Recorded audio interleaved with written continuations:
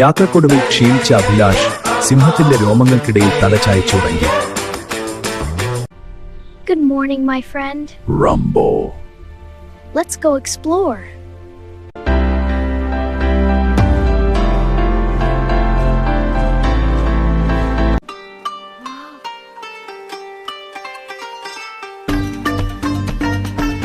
സിംഹവും അഭിലാഷും ഒരു നദിയുടെ തീരത്തെത്തി. അവർ മരക്കൊമ്പുകൾ ചേർത്തുവെച്ച ചങ്ങാടത്തിൽ യാത്ര തിരിച്ചു.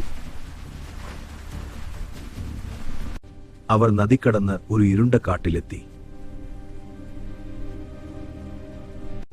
അവർ ധൈര്യത്തോടെ മുന്നോട്ട് നടന്നു. അപ്പോൾ നടക്കുന്ന വഴിയിൽ അവർ വലയിൽ കുടുങ്ങിയ ഒരു മാനിനെ കണ്ടു.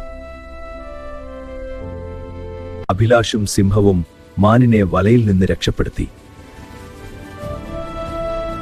പിന്നീട് അവർ നടന്നു നടന്ന് ഒരു മലമുകളിൽ എത്തി. സിംഹമേ, നമ്മുടെ യാത്ര ഇനിയും തുടരുന്നു. ഈ കാട് ഇന്നും എന്തോ പുതിയ കഥ പറയാൻ പോകുന്നു.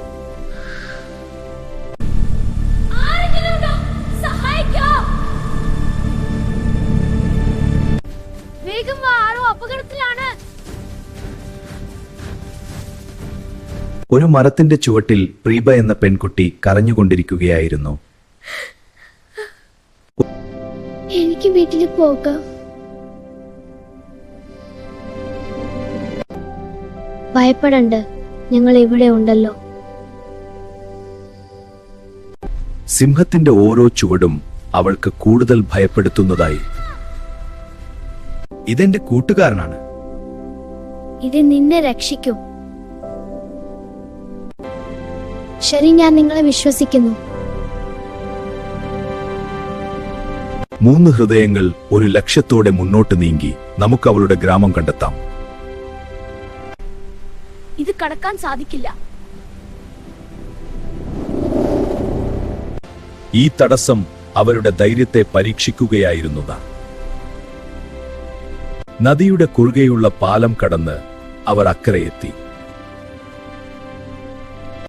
എന്നെ പിന്തുടരൂ, എനിക്കൊരു വഴി അറിയാം. അവളുടെ സാഹസിക മനസ്സ് തന്നെയാണ് അവളെ ഇവിടെ എത്തിച്ചത്. എനിക്ക് സാഹസങ്ങൾ ഇഷ്ടമാണ്. ഞാൻ ഇനി പേടിക്കില്ല. നിന്നോടൊന്ന് സുരക്ഷിതനാണ്. അവളുടെ പേടിയെല്ലാം മാറി അവരോട് കൂടുതൽ സംസാരിച്ചു.